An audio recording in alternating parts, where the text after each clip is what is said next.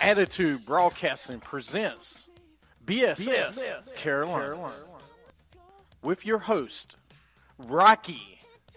JPP, not only are you a giant, but you are a dummy giant. Giant dummy. You'll be in the same unemployment line as Steve Clifford. New job, Release Roberts. Linsanity's a hornet. We call us hockey experts. Easy. You know who the next Jordan is? LeBron. It's not his fault. It's just because I like playing devil's advocate. Never again. Hall of Famer. Tannehill. Game over. Don't worry. I'll wait. We've all said it. None of us are hockey experts. I guess we are. We're beating hockey experts. And big shots. PJ Harrison. Rudy Gobert. JPP. What a dingling.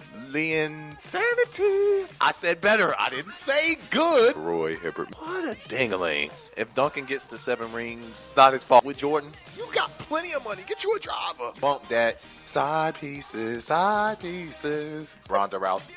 You can listen to the show on Stitcher, Spreaker, iTunes, and iHeartRadio. And follow us on Twitter at BSS Carolinas. Welcome to BSS Carolinas on Stitcher, Spreaker, iTunes, and iHeartRadio. I am Rocky. Joining me on the show today, once again, is BBB, beautiful big shot, home of the Panthers. Right. First home game of the year this weekend. The 49ers are in town. Cannot wait. 13.5-point favorite. Let's go, Carolina. Been rested for 10 days.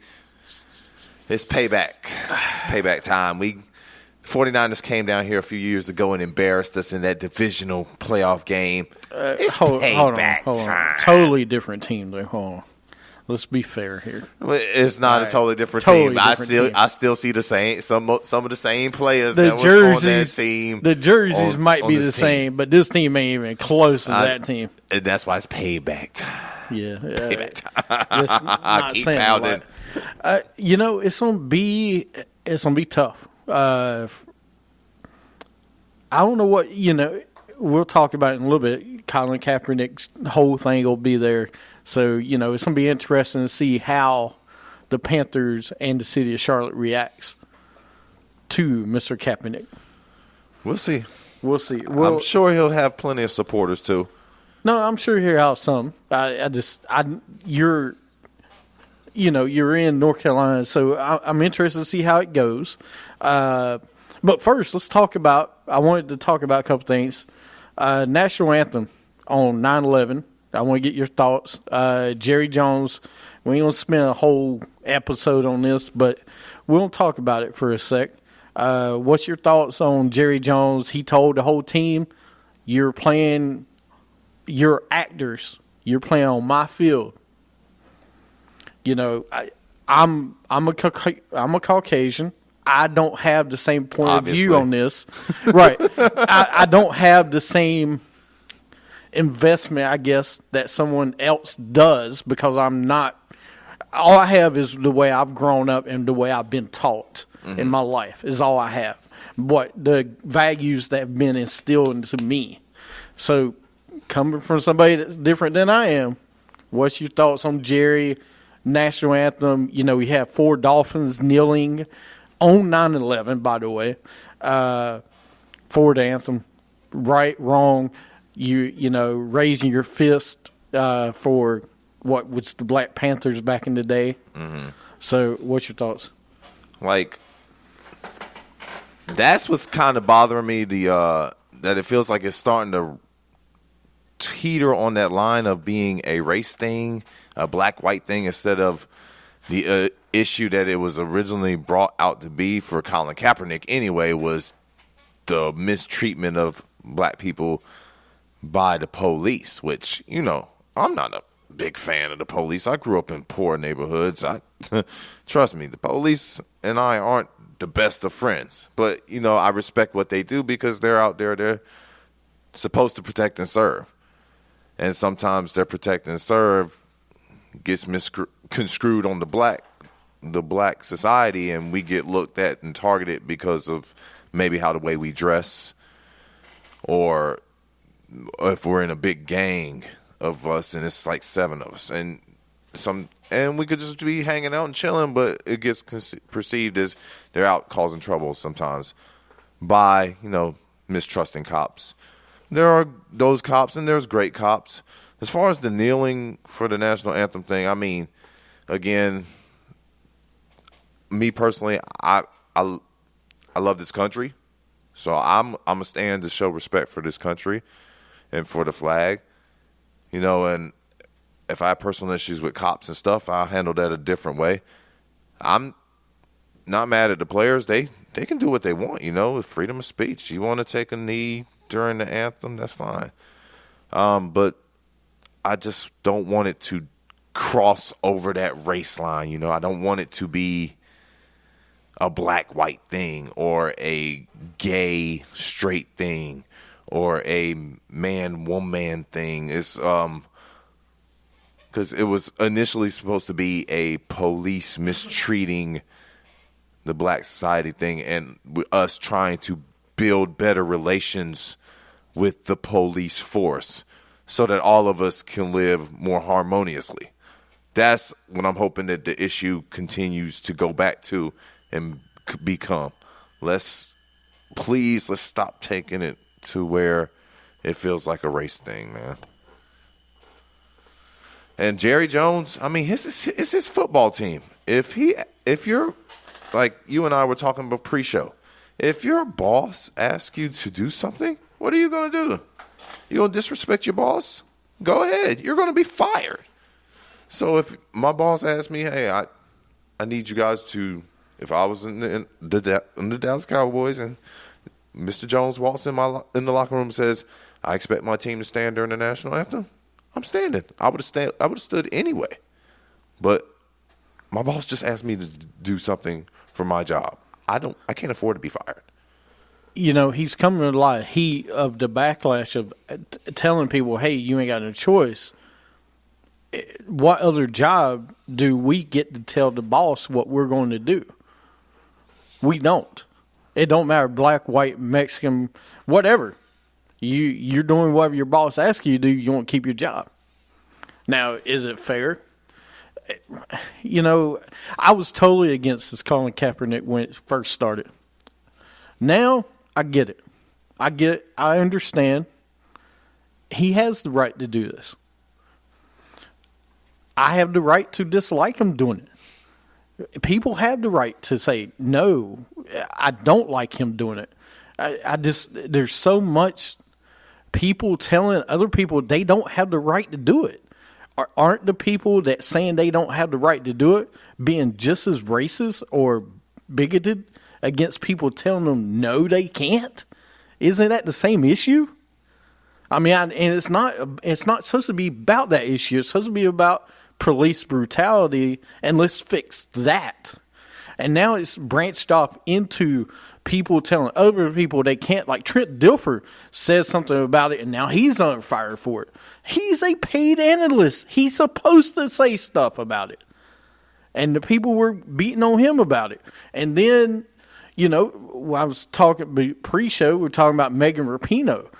She kneels for the national anthem. And she calls the owner of the other team that started the anthem early a homophobic. So now it's going from a police brutality thing to a race to a gay or lesbian thing. It has nothing to do with that. Yeah. Let's fix one issue before you start branching out to every other issue. I mean, it's getting crazy, man. I don't like talking about it, man. I mean, but I guess if it makes you feel uncomfortable, it is worth talking about because I feel real uncomfortable talking about this stuff, man. I just want to talk about sports and how much I love sports, man. Can we talk about that? Sports are supposed to be a branch of life, an outside release of real issues going on in the world. It should be a release of where you can go to a game with your son or your daughter, enjoy the game, and not worry about 20 different things that's going on in your life that day. That's what sports does for me. That's what it did for my family growing up. It helped me and my dad be closer watching the game. That is what we did. We didn't worry about we worry about the other thing after the game's over with. So, but yeah, I'm good with talking sports. You are. One last thing we'll talk about real fast, then I promise we'll get to sports. Pepsi Cola of the Carolinas, baby. ACC has moved all games out of Charlotte because of the HB2. That includes they're talking about the Belt Bowls probably moving out of town. The ACC championships will be moved. It's been here the last 6 years. It's probably getting moved to Orlando. The ACC women's basketball tournament is being moved. The ACC men's basketball tournament won't come down here. The NCAA moved their first and second round games that we usually hold every year because North Carolina or Duke continue to be a number one seed. They're being moved. I mean, how much more money do we need to lose, North Carolinians? Please. The only thing I'll say on this, this should have been resolved 6, 7, 8 months ago. Okay? This should have never been a national issue. This should have been taken care of. I blame our governor. I blame the mayor of Charlotte. Y'all should have came to get everybody that had anything to do with this should have took care of this before it became a national issue. And it's funny how our mayor is hiding while our governor's taking all the heat because it's almost election time. So I understand. But once again, I just want to see sports in the state of North Carolina. Right. And, I mean, it doesn't hurt those big wig politicians that have plenty of money, so they aren't suffering. But the people that are in the service business and the retail game that depended on these events to bring in extra money to the city, to put extra money in our pockets, we're the ones hurting. We are the ones hurting. There's actually a instructor that they depend on them to come in to the city to shoot some of this stuff because they rent out their truck. Their equipment. Their equipment for these people to use them while they're here. And get a hefty check for it. So now, that's not going to be here. That. Where are they going to make up those funds from? Governor McCrory, you coming out of your pocket and you shelling out dollars for all those poor North Carolinians that are losing money because of this? No, we don't think so. I think him and Robert should split the bill the whole and take care of it. North Carolina legislation need to pay us some money back. Absolutely. Speaking of paying, let's get to some payments. Week 1 of the NFL, the Panthers lose to 21-20 to the Broncos after Graham Gano missed a field goal. Brandon Marshall of the Broncos, I was getting the money. I told you there's a segue. Marshall of the Broncos fined $25,000 for hit on Cam. Darian Stewart fined $18,231 for hit on Cam. And Trey Turner fined $9,115 for toning. Thoughts on the game? Thoughts on the fines? Was it appropriate? Should have been more. You knew the fines were coming. And I don't know. There's a specific way the NFL breaks down these fines that they levy to these players depending on their salaries and stuff. I can't get into detail about it. I've heard about it, though. Fines, they're fine, but where were the flags during the game when this stuff was happening? Where were the ejections for the personal fouls for the game when this stuff was happening? I understand Cam Newton is the biggest, strongest quarterback, probably the biggest, strongest player, one of the strongest players outside of a lineman in the league. So you expect him to be able to handle these hits from these guys. But come on, some of them, they are like getting on a launch pad and taking missile shots at Cam Newton. Let's throw the flag. Let's just get these guys out. Let's try to stop this. I mean, that's the NFL rule. You're supposed to protect the quarterback. If that was Brady or Rodgers or Breeze or Manning, don't roll your eyes. You know damn well if it was one of them, they would have got the flag. They would have gotten a flag. All I've heard all week is if it was them, if it was them, oh, stop it. You know what? I didn't see anything when Tony Romo got killed by anybody. I didn't see who was the guy last year? Case Keenum got destroyed. The NFL didn't do a thing about taking him out of the game, or they didn't throw fines for that hit. It was a clean hit. He bounced his head off the turf. You're talking about protecting the quarterback. They were launching at helmet to helmet. No, there was 2 bad plays. The Stewart and the Marshall play were bad. There was about 5. He got 5 hits to the area, but there was only 2 that were bad. The Marshall and both Stewart of them got fined. They got fined, but they didn't get flagged. No, they should have got. Actually, the one did get flagged, but it was offset. It was. That sucks. I know, but he's the one that threw it. If Cam would have held the ball, personal foul should not get offset. No, it's a penalty. That should be something they should look at after the season. The rules of that should probably be changed. But he intentionally grounded. Yep. He should have threw it. He would. I mean, the other ones weren't that bad. No. These 2 were bad. Those are the only 2 that were egregious to me. The other ones were okay. The Von Miller hit. I mean, DeMarcus Ware had Cam Newton in his grasp, and Cam was balling up, about to go down anyway, and Miller just came in and smacked him. I thought the rest of the hits were clean. Now, to the game. Man.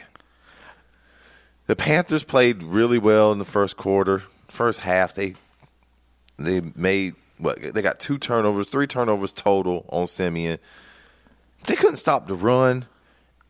And why was our offense so nonchalant getting plays off? How many timeouts did they burn during the game? I think 4. 4 timeouts they burned because they could not snap the ball. They used 2 in the first quarter.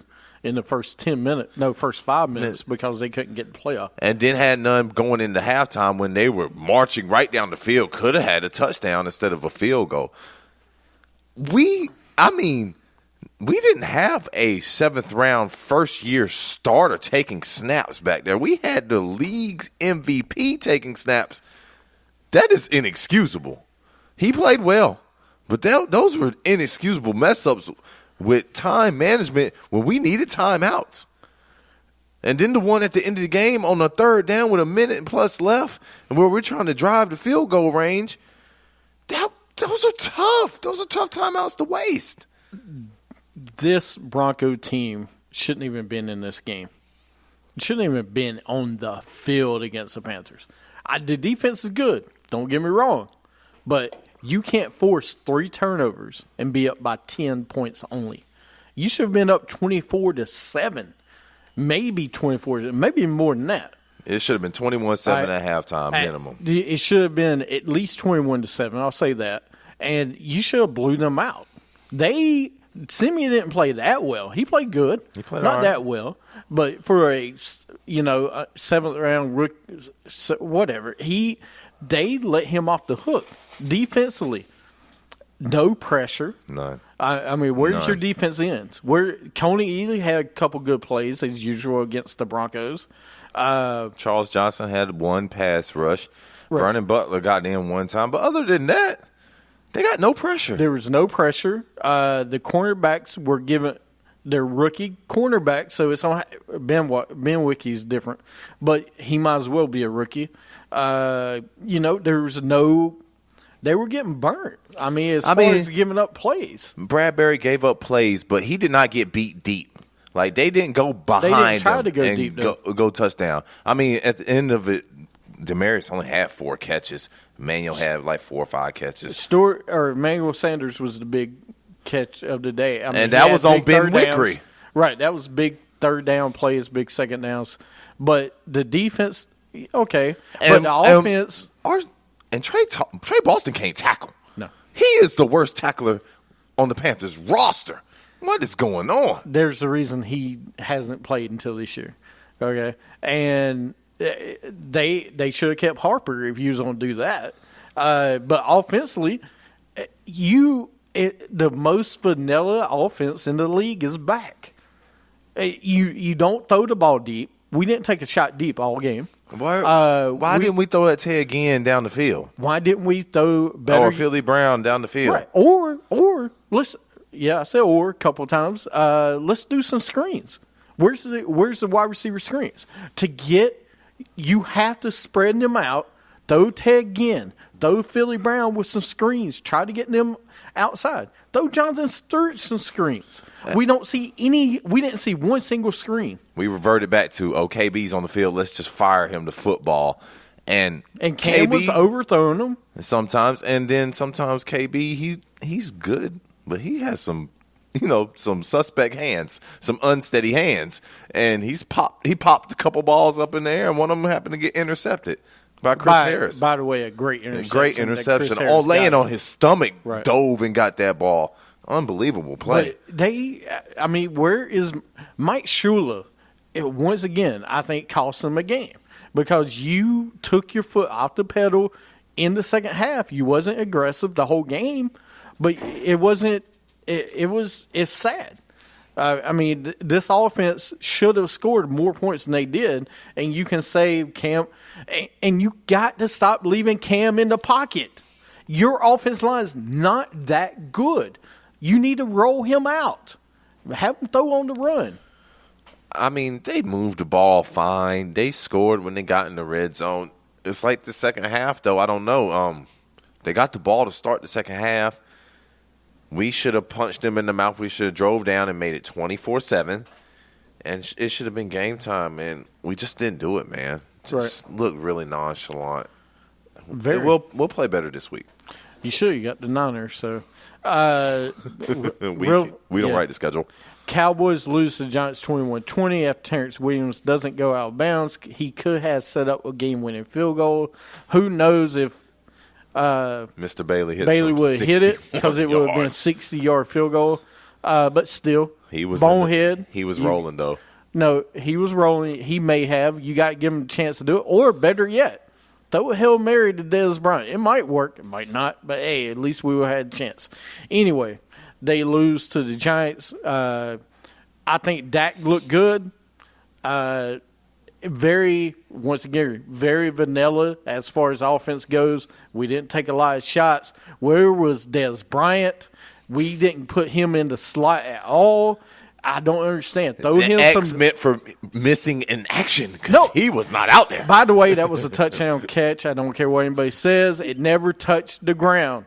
And by the rules of catch, if you have it and it never touches the ground, that's a catch. We don't know what the hell the rules of a catch are, man. The NFL has us confused. Right. So but you got to put your best playmaker in the slot sometimes and have him run a slant or a drag, something like that. You got to. And then Ezekiel Elliott, stop running right up the gut. Put him on the outside, some sweeps, some different things, some counters, different stuff. They need Zeke to show a little patience, let the hole develop. Once he grows in this league, he'll be good. Let's go into week 2, Panthers, 49ers. Who's your X factor and who wins the game? X factor for the Panthers, the defensive line. Can they stop Chip Kelly, Carlos Hyde in that running game? Can you stop Blaine Gabbert? 13.5-point favorites this week, guys. You know who wins. Carolina wins at home 1-0. Is it 13.5? It's 13.5. It's huge. They're a huge dog. Carolina 30, San Francisco 10. If you don't win by 14, all right, Ron Rivera should be fired. Come on now. I'm just saying. They're going to win by 20. I just said they're going to win by 20. This shouldn't be a 5-point game. This shouldn't be.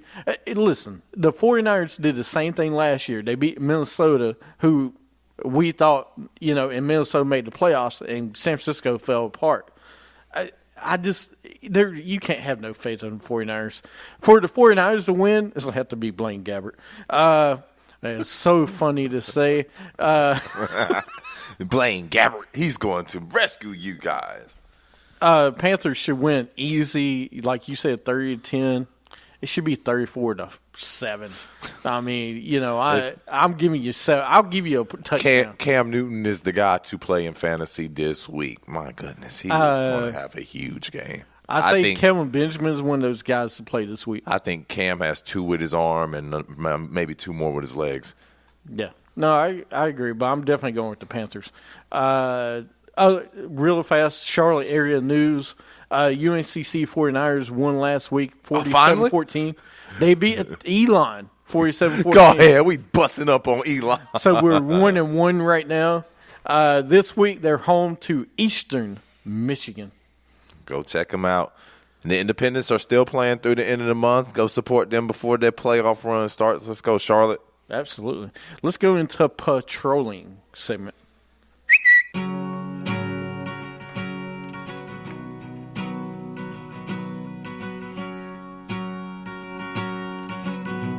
BSS Carolinas presents Patrolling, where we highlight the troll athletes of the week.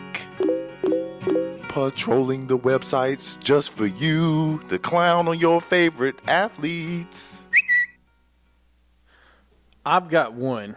I don't know if you have any of this week, but I've definitely got one. Who you got? I got Randy Orton for trolling Conor McGregor on Twitter. He called him the Irish guy, little person, Conor McDonald. Randy Orton on Twitter. Already starting that beef up. We got WrestleMania coming up soon. Look out. As I told somebody, a friend of mine, USC fan, I'm telling you, I wouldn't be surprised to see Conor McGregor at one of these WrestleManias. Soon. Yeah, Soon. I think so. And for whoever put out that 2K virtual reality of Derrick Rose running up the court, collapsing on the sideline in front of it, looked like the Knicks bench, grabbing at his ACL. That is beat up. This man, they even started the season. Stop that. Actually, the most beat up part of that is not only Derrick Rose doing that, but if you look at the video, you will see Carmelo Anthony on the sideline with his ashy knees. Just pointing out. Some very ashy knees for Carmelo. You got Carmelo. ashy knees on the game, man. I wouldn't have known if Monty Jones didn't point it out. That was the first thing Jones pointed out. So I got. Why has Carmelo got these ashy knees? You know exactly. how he talk. Yeah. He's like, you got that much money? You got ashy knees on a video game? What is wrong with you? Anyway, this is BSS Carolinas. Everybody on Periscope, stick around. We got a couple more segments coming up. We'll talk about the early NFL games coming up. We got our Sunshine Players of the Week, Dummies of the Week, and 2 words for you. And we got an interview with my first cousin coming up. First cousin? My first cousin. Love him. You are listening to BSS Carolinas.